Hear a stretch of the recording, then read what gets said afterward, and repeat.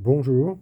Voilà, je viens d'acheter ce vélo et j'ai fait environ 30 km avec. Je vais vous donner mes premières impressions.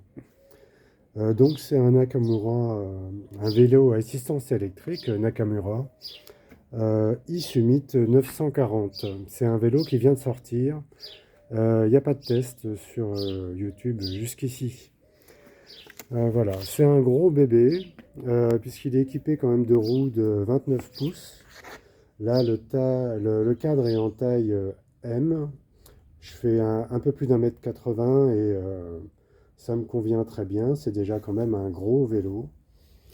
Euh, sur ce vélo, il y a une batterie nouvelle par rapport aux autres vélos d'Intersport Nakamura, puisque c'est une batterie qui fait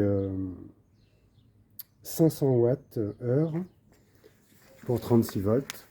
Elle est devant. Alors que très souvent sur les vélos, elle est placée derrière, donc elle est placée là. Bon, elle est quand même bien protégée. Donc plus de puissance, on peut espérer un peu plus d'autonomie, mais bon, c'est quand même un gros vélo équipé de gros pneus. Alors ils disent 80 km d'autonomie, on verra. On verra. Donc des gros pneus, les freins, des freins à disque évidemment, mais je pense qu'ils vont avoir quand même du travail, étant donné que le vélo fait 24 kg 300, frein à disque à l'avant, à l'arrière. Le moteur, c'est le Naka e-Power Max, donc en fait il fait 100 Nm de couple. En fait c'est un moteur Amanda. Les Nakamura sont équipés de moteurs chinois de la marque Amanda et je pense que celui-là c'est un M81 d'après ce que j'ai vu sur le site d'Amanda. Comme tous les vélos à assistance électrique, il est bridé à 25 km/h.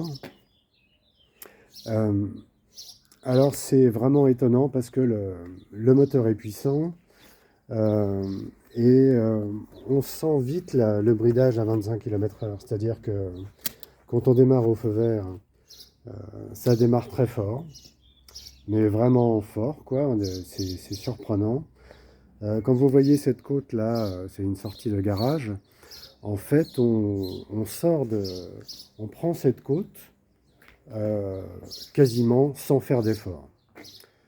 Il suffit de pédaler un peu pour le principe pour déclencher l'assistance, mais on monte la côte sans faire d'effort. Ça fait un peu, ça fait vélo moteur, quoi. Et je monte cette côte en étant sur la troisième vitesse. Alors je crois il y en a 9, je crois qu'il y en a 9. Et sur la troisième vitesse, on monte la côte sans problème. Donc c'est vraiment très étonnant. Il n'y a qu'un seul plateau à l'avant. Quand on a l'habitude de faire du VTT, parce que j'ai aussi un VTT et un vélo de route, on cherche un peu à mettre le plateau suivant. L'impression que ça donne, c'est que on atteint 25 km/h et après l'assistance se coupe pour éviter qu'on dépasse cette vitesse. Et au-delà de 25, bah, il faut pédaler très fort en fait pour atteindre les 30 parce qu'on n'a plus d'assistance. Donc la meilleure solution, c'est de se balader à 25, que ce soit dans des côtes même assez fortes ou sur du plat, c'est 25 km/h et voilà, c'est comme ça. J'ai regardé, il existe des débridages. Un débridage, c'est sûrement illégal, ça doit poser des problèmes d'assurance, ça doit poser des problèmes de garantie du vélo, mais ça existe.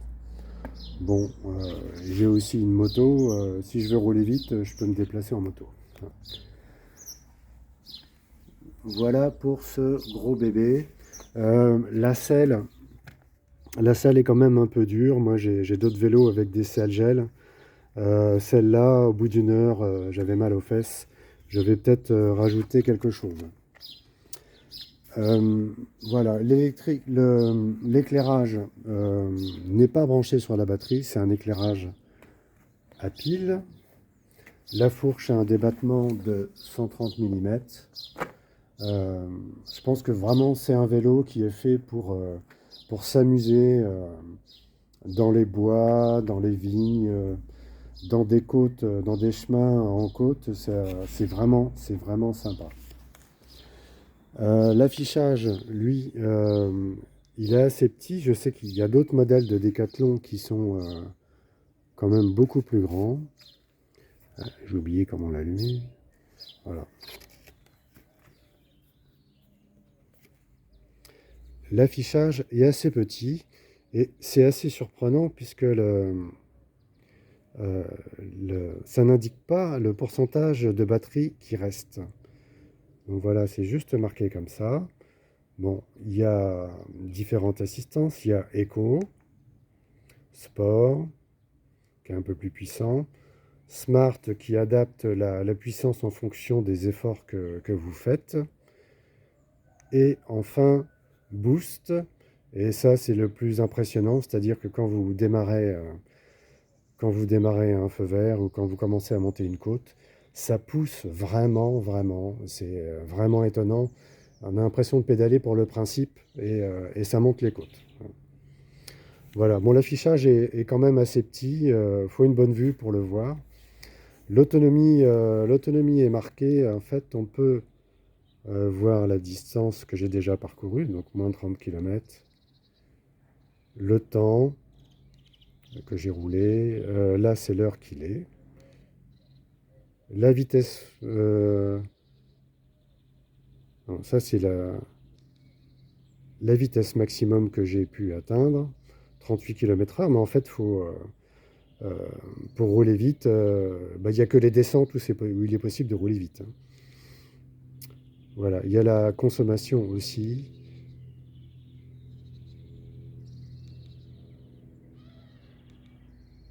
Voilà, il y a plein de fonctions, mais ça n'indique pas le pourcentage de batterie restante. On peut quand même se connecter en Bluetooth avec le téléphone et télécharger l'application de Nakamura qui permet d'avoir plein d'informations, y compris, je crois, le pourcentage de batterie. Voilà pour ce gros bébé.